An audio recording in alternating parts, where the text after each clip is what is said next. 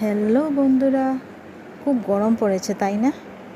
তো মেয়েকে স্কুল থেকে নিয়ে আসার সময় দেখলাম একটা দোকানে মাটির কতগুলো মটকা রাখা। তো ওখানে বড় সাইজের ছিল, মিডিয়াম সাইজের ছিল। তো আমার মিডিয়ামটাই পছন্দ হলো। তো ওরা বলছিল 550 টাকা। তো আমি বললাম 450 দেবো।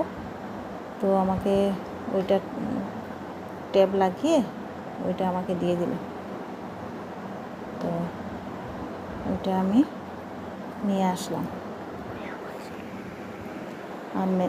তারপর ভালো করে ধুয়ে ওইটাতে জল রেখে দিলাম। মেয়ে তো অনেক খুশি।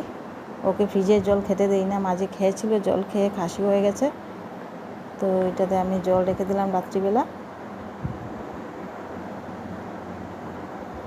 তারপর মেয়ে ওইটা সারাদিন ওইটার থেকেই জল পান করলো, অনেক খুশি। তো আমিও খেয়েছি। আজকের জন্য এই পর্যন্তই।